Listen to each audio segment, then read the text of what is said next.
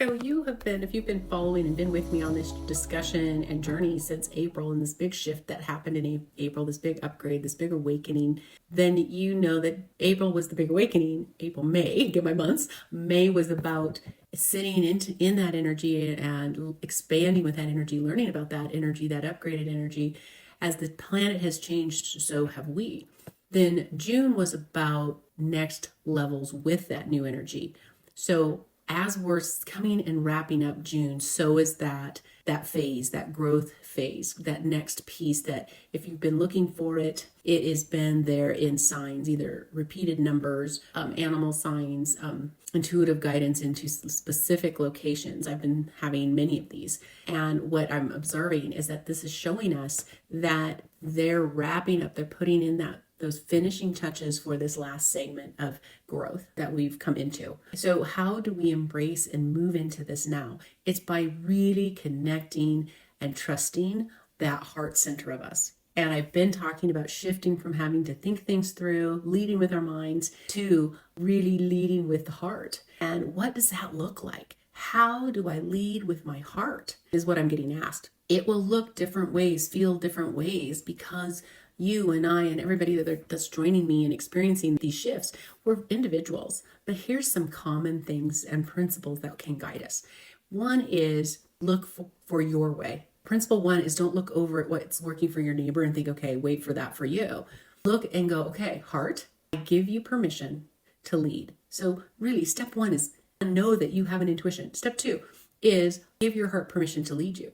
Step three is give your brain permission to take a back seat. And removing and doing the clearing and supporting and charging up your body, grounding your body, receiving this support from Mother Gaia that brings and elevates your whole energy. You want your whole chakra system, physical body to elevate together. And anything that's in the way of that, just letting that be cleared. Letting it go to ground, let it go into love space in the ethers, just to be cleared. And then filling up with that loving support from Mother Gaia, that loving energy from the highest love sources in the ethers.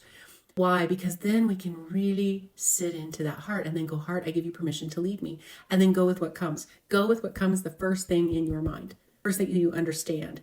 Your mind will want to second guess it. Your mind will want to judge it, but just go with it. And practice letting your heart take you where you need to be, setting the intention to be in line with that which is in line with you, not your brain self, not your thinking self, but your heart self. And other piece that I'm finding super supportive and helpful is, after doing all those steps, having gratitude for what it's bringing me, gratitude for that I am guided, having gratitude that I am in line with my most highest self and this new energy shift and all that was brought to me. Having those moments of real heartfelt gratitude and grounding that into ground and being in the now. Being in the now is where we need to be. Our heart is guiding us in the now. The brain guides in the past, from the past and thinks about the future.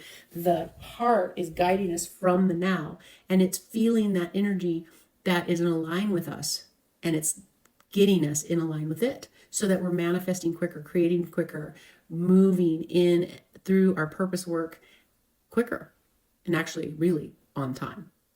So enjoy that heart space. If you have questions, reach out to me. If you need help finding that block, removing that block, just reach out to me at janell@janell.com and let me support you.